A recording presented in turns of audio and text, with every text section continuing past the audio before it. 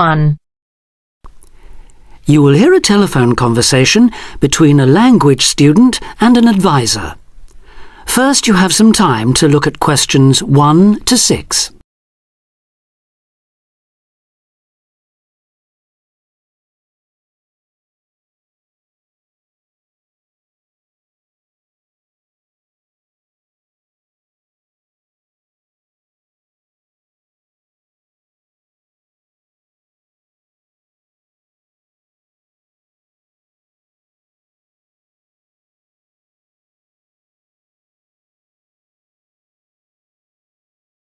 Now we shall begin. You should answer the questions as you listen because you will not hear the recording a second time. Listen carefully and answer questions 1 to 6. Homestay Language Learning, Lisa McDowell here. How can I help you? Hello, my name's Dan. Hello, Dan. And I'm going to be living with a family in Edinburgh for 3 months, so I'd like some advice on what to bring with me. I'm flying in via Singapore on the 15th. Right. Well, perhaps most important of all are your documents. Vaccination certificate, sponsor's letter, and the certifying letter from us for immigration. Yes, I've got all those in order, I think. What I'm really wondering about are money and clothes and things for my room. Personal effects, in other words. OK, let's start with cash. You'll already have money in your bank account here, of course, but make sure when you get here you have some cash on you. Pounds, that is, not euros or dollars. How much do you suggest? I'd say 50 as an absolute minimum. OK. Now, the next thing is which clothes to bring. What do you think?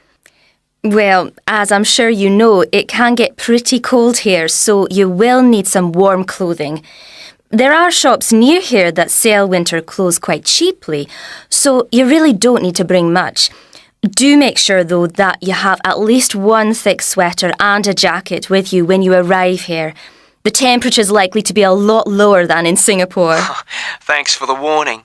Now, something else I'm not sure about is whether to bring my computer.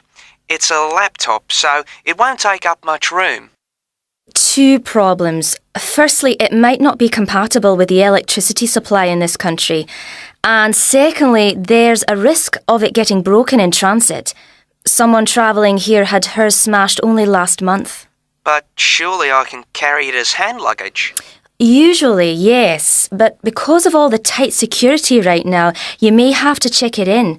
So my advice is to leave yours at home. OK, I think I will. Is there anything else you'd advise against bringing? Well, you won't need household or cooking things. They'll all be provided. And importing food, of course, isn't allowed by customs, though I imagine you already knew that. Well, yes. But there are 1 or 2 things I'd suggest you find room for in your suitcase. Yes? Perhaps a few of your favourite cassettes or compact discs. Of course, you might be able to find them in the shops here, but then again, you might not. That's a good idea. Anything else? Yes. Some photographs of people and places that are special to you could be nice. They can really make your room feel like home. It's just a thought. I'll see if I've got a few good ones. Before you hear the rest of the conversation, you have some time to look at questions 7 to 10.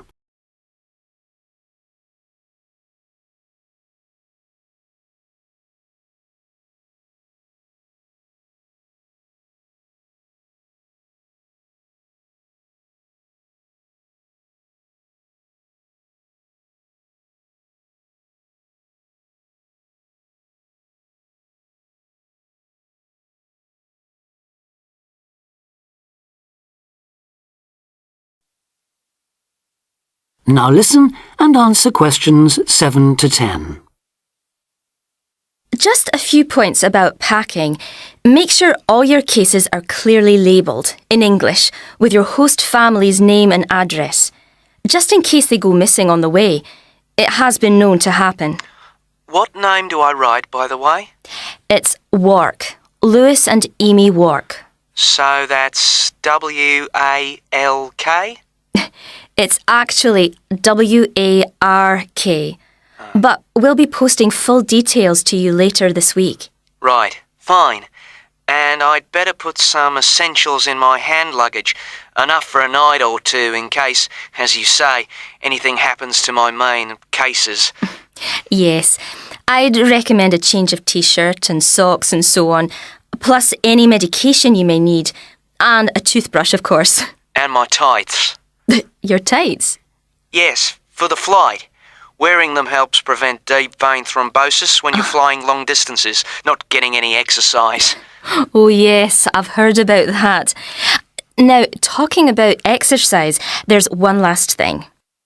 When you've packed your baggage, check you can carry it, all of it, at least 500 metres without any help. You may have to do that. Okay. Well, thanks for all your help. You've cleared up a lot of points. Oh, you're welcome. Have a safe journey, and we'll look forward to seeing you next month. Bye. Bye. That is the end of part 1. You now have half a minute to check your answers.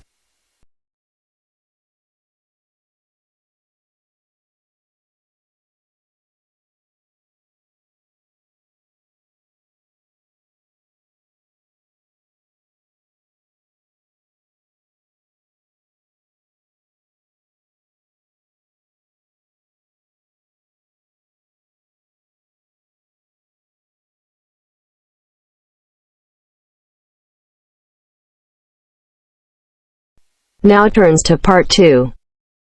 Part 2. You are going to hear a lecture about dining services. First, you have some time to look at questions 11 to 14.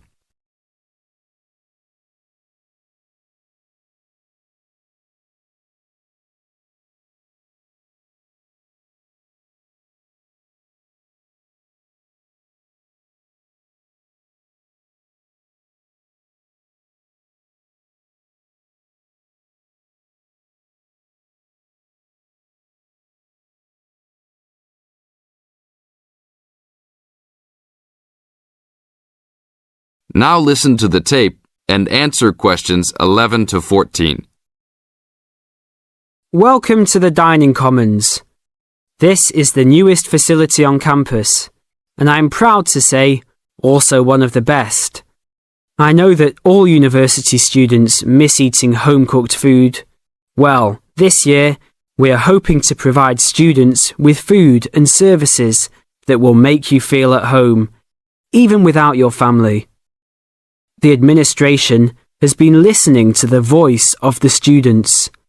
Students gave us frequent suggestions last year as to how we could improve the university.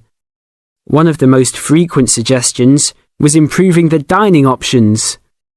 We have been working hard all summer to come up with ideas that will make student life in the dormitories more pleasant. One of the new options we are offering in the dining facilities is variety in student meals. Last year, there was a set menu for every dinner, so if students didn't like the food, there was no choice. Students had to eat whatever was served. But this new dining facility has 3 completely unique areas, each with a different theme. At every meal, there will be 3 options for students to choose from. For example, there might be Italian food at station number 1, which might consist of pizza and pasta. At station number 2, there would be American food, consisting of hamburgers and hot dogs. At station number 3, there could be vegetarian soups and salads, accommodating all the vegetarians. We hope that with the greater selection of food, all students will find something to their liking. Now look at questions 15 to 20.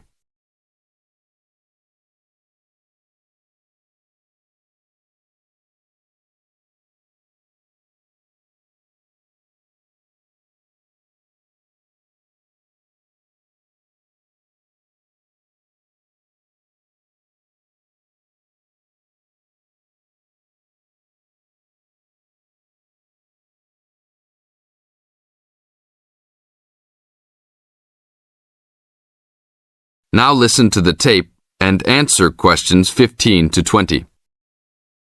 Not only will students have more options, the food will also be better.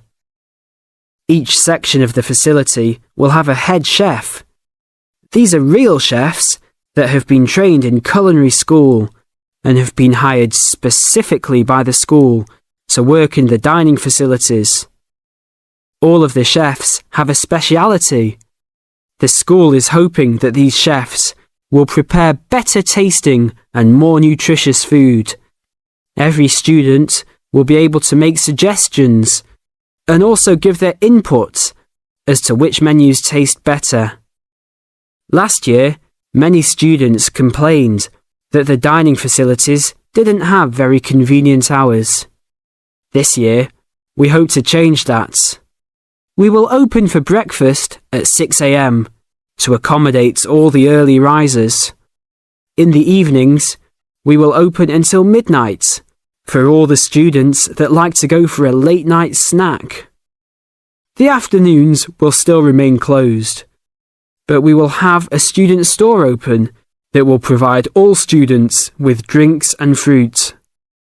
The student store will be open every day from 2 p.m. to 5 p.m. Every student that has paid full tuition and dormitory fees has already paid for their dining facility fees. Students can eat at any time and in any amount for free. If you are a student that does not live in a dormitory, you can still purchase a dining facility card. This card will entitle you to the full services of the dining facility. This card is available only for students and is not open to the general public.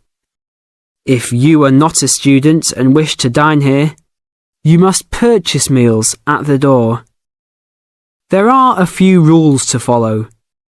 Even though we do not limit the amount of food that can be taken, we do not want students to waste food. Please do not take more than you can eat. Also, every student must clean his or her own trays and plates. We will provide plates and trays for student use, but please do not abuse these items. Please do not leave your plates on the tables. Your parents are not here to clean up after you anymore, so I hope all students will be responsible. Thank you for your attention and enjoy the upcoming year. That is the end of part 2. You now have half a minute to check your answers.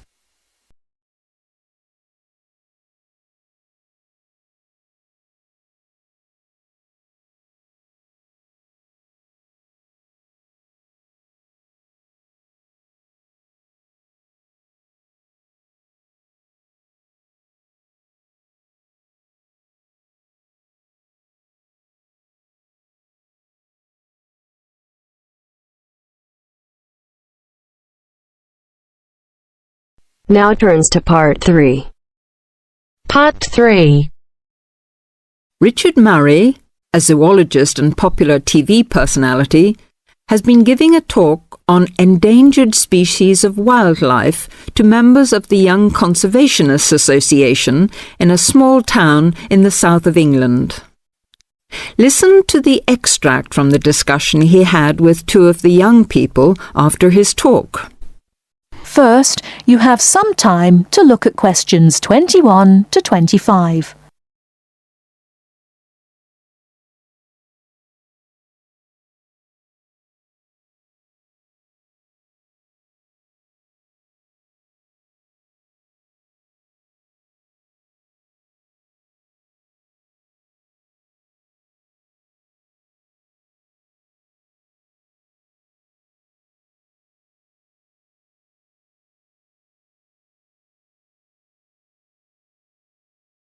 Now, listen carefully and answer questions 21 to 25. What would you say, Mr. Murray, are the main reasons that so much of our wildlife will have died out by the end of the next few decades? Well, Tony, We can't, of course, rule out the effect of urbanization due to the spread of population. But apart from that, I believe there are two reasons which, in a way, are like the opposite ends of a piece of string. If you tie a knot in that piece of string, you end up with a circle, and whichever way you go round, it's going to turn out to be the same. I don't think I quite get that, Mr. Murray. Well, let's put it another way. It's rather like a film. You've got the good guys and the bad guys. They're pulling in opposite directions, but when it comes to the final showdown, it's hard to make out which is which. What are your two reasons, Mr. Murray? I call them greed and caring. Greed and caring? Yes, I know they don't seem to have much to do with one another, but think about it. The motive of greed is pretty obvious. In the course of the next few months, thousands of baby seals will be bludgeoned to death before they're even weaned from their mothers. What for? For the sale of their skins at inflated prices to please the vanity of a few and line the pockets of the killers. Crocodiles will be slaughtered to provide shoes and handbags for the rich. Gorillas, tigers, leopards and rhinos will be hunted for senseless sport or poached in defiance of regulations. Their skins, their horns, and their magnificent heads will be used as trophies to decorate someone's living room floor or walls. That's terrible. Yes, but it's not all. The whale, probably the most impressive and certainly one of the most intelligent sea mammals in creation, will be cruelly hunted and harpooned to make more money for the profiteers. The dolphin, the sailor's friend, will be indiscriminately battered to death at so much a head on the grounds that it is taking away the livelihood of a few fishermen by consuming the fish in its natural habitat. But surely, Mr. Murray, we do have to keep warm. We need whale oil and ambergris. Fishermen have to make a living. Part of what you say is true, of course, Tony, but we shall have to enforce far stricter controls if future generations are not to find themselves in a world devoid of wildlife as we know it. Well, I see what you mean about fur coats and crocodile handbags, Mr. Murray, but I don't understand what you mean by caring. That can't be bad, surely. I mean, I thought we were supposed to be living in a caring society.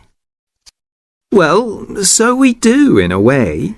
The trouble is, there are so many well-intentioned people who start out with the best possible motives of trying to protect or immunize us from this, that, or the other in the most effective way at the quickest possible rate.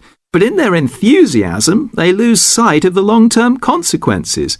It's only very gradually that the danger to other forms of life, including humans, comes out. Not to say leaks out, and by that time it'll probably be too late to do much about it. Take insecticides, for instance. But Before you hear the rest of the talk, you have some time to look at questions 26 to 30.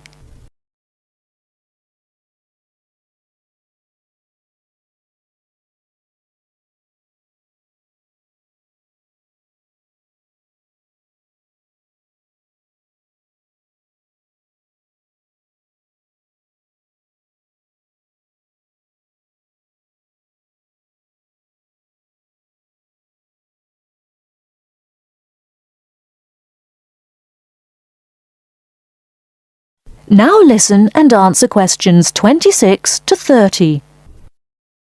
But insecticides protect crops from pests. They destroy disease-carrying mites and creepy crawlies like cockroaches. True, but nature has a way of developing her own immunity against insecticides and other pest controls, with the result that the biologists are driven to inventing stronger and stronger compounds, which, though they may annihilate the pest, nevertheless permeate the environment, are assimilated by plant and animal life, and become absorbed by the soil. Countless innocent creatures, the beaver or the mole, for example, are performing a useful task in the natural control. The alarming prospect is that as these poisons enter the foods we eat, and consequently our own systems, they'll find their way into the body of the pregnant mother and into her milk, offering incalculable risks to the unborn or newly born infant. In spite of all our technological expertise, our time is running out. We're virtually destroying ourselves. That is the end of part 3. You now have half a minute to check your answers.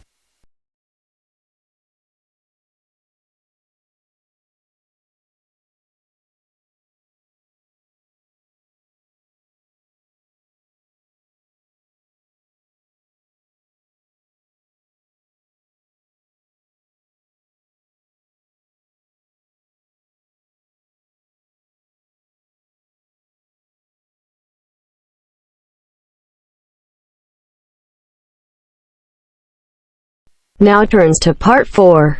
Part 4. You are going to hear a lecture on William Kidd. First, you have some time to look at questions 31 to 40.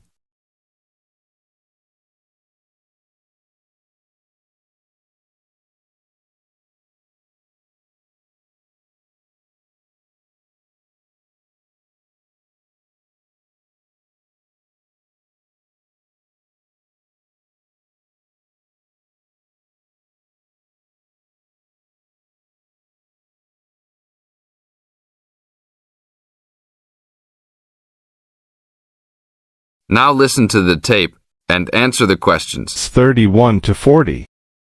A Pirate Story, William Kidd. William Kidd, who was better known by the name Captain Kidd, was a 17th century British privateer and semi-legendary pirate who became celebrated in English literature as one of the most colourful outlaws of all time. Fortune seekers have hunted his buried treasure in vain through succeeding centuries. Kidd's early career is obscure. It is believed he went to sea as a youth. After 1689, he was sailing as a legitimate privateer for Great Britain against the French in the West Indies and off the coast of North America. In 1690, he was an established sea captain and shipowner in New York City, where he owned property. At various times, he was dispatched by both New York and Massachusetts to rid the coast of enemy privateers. In London in 1695, he received a royal commission to apprehend pirates who molested the ships of the East India Company in the Red Sea and in the Indian Ocean. Kidd sailed from Deptford on his ship, the Adventure Galley, on February 27, 1696, called at Plymouth, and arrived at New York City on July 4th to take on more men. Avoiding the normal pirate haunts, he arrived by February 1697 at the Comoro Islands off East Africa. It was apparently some time after his arrival there that Kidd, still without having taken a prize ship, decided to turn to piracy. In August 1697, he made an unsuccessful attack on ships sailing with mocha coffee from Yemen, but later took several small ships. His refusal 2 months later to attack a Dutch ship nearly brought his crew to mutiny, and in an angry exchange, Kidd mortally wounded his gunner, William Moore. Kidd took his most valuable prize, the Armenian ship Quedda Merchant, in January 1698, and scuttled his own unseaworthy Adventure Galley. When he reached Anguilla in the West Indies, April 1699, he learnt that he had been denounced as a pirate. He left the Quedda Merchant at the island of Hispaniola, where the ship was possibly scuttled. In any case, it disappeared with its questionable booty, and sailed in a newly purchased ship, the Antonio, to New York City, where he tried to persuade the Earl of Bellomont, then colonial governor of New York, of his innocence. Bellomont, however, sent him to England for trial, and he was found guilty, May 8th and 9th, 1701. Of the murder of Moore and on 5 indictments of piracy. Important evidence concerning 2 of the piracy cases was suppressed at the trial, and some observers later questioned whether the evidence was sufficient for a guilty verdict. Kidd was hanged, and some of his treasure was recovered from Gardiner's Island off Long Island. proceeds from his effects and goods taken from the Antonia were donated to charity. In years that followed, the name of Captain Kidd has become inseparable from the romanticized concept of the swashbuckling pirate of Western fiction. Among other stories concerning caches of treasure he supposedly buried is Edgar Allan Poe's The Gold Bug. That is the end of part 4. You now have half a minute to check your answers.